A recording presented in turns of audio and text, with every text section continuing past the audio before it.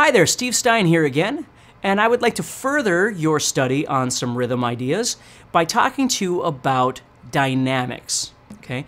Up to this point with our different rhythm things that we've been doing, we've been talking about, quarter notes and eighth notes, or down strumming and up strumming, missing a down here, missing an up here, creating different patterns, which is great, and you need to learn how to do that. It's very important. The next step is, once you've developed some of those things, what you want to do is you want to start trying to utilize what we refer to as dynamics. For instance, like if you know what accenting is, to accent something or make certain things sound louder or softer than other things, okay? We can create dynamics by, for instance, strumming a lot and then all of a sudden we strum just a little bit, or strumming really hard and then strumming really soft. There's lots of different ways that we can do this. So what I want to do is I want to take a chord progression, I want to play it for you right now, and then I want to talk a little bit about what I was doing to try and create some sort of environment or attitude when I was playing the song. So I'm just going to play G, D, C. I'm just kind of sticking with G, key of G here. So I'm using G, D, and C. Okay? So here's my song.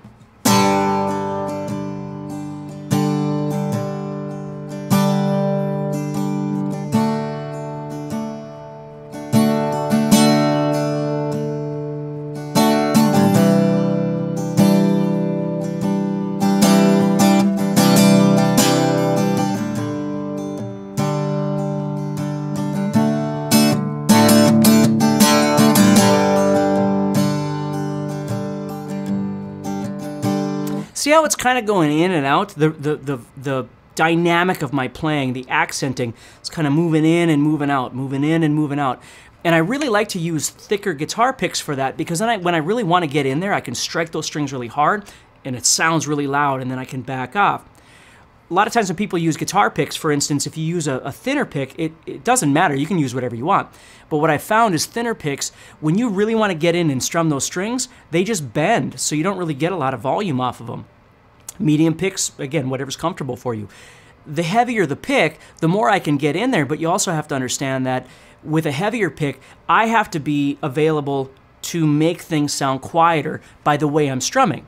For instance, if you used a thinner pick, you could kind of beat the heck out of those strings, and it's still going to sound fairly quiet. With a heavier pick, you have to learn to back off. Otherwise, everything's just going to be overbearing when you strum. You know what I mean? You got to learn to back off.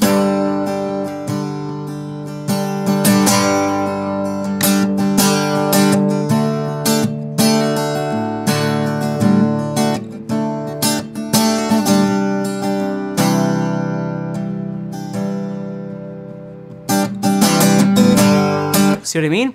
So here's kind of the progression we've taken. We've talked about how to begin strumming and how we can miss certain things to create either an actual strumming pattern, or we're improvising.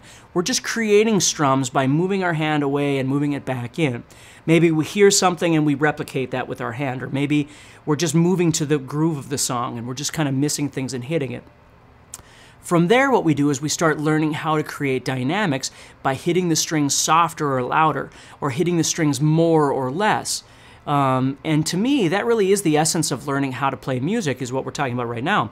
Because the rest of it is kind of like exercises. You know, you're learning how to put point A to point B together and that whole thing. And we need to. We can't play without it. But this is the part that I think really sells when you play for other people. It's the thing that people realize. I worked in a music store for many, many years, and one thing that I always thought was really cool was when somebody would come in, it doesn't matter what instrument they would play, whether it's piano or guitar or, trumpet for that matter, it doesn't make any difference what the instrument was. But sometimes when they'd go to play, you would just stop and you just want to listen. You don't want to be bothered, and you just want to absorb what they're doing. It sounded so cool. And that, to me, is what feel is all about. That's what we're talking about right now, is that dynamic. When somebody just comes in and plays G, C, D, and they're just hammering on their strumming, it sounds like you're playing an exercise. When in reality, I suppose everything that we do is an exercise. It's just, as we get better, we don't think of it that way. But when you start dealing with dynamics when you're playing, it begins to sound more organic and more real to people, and they tend to want to listen to you play a little bit more.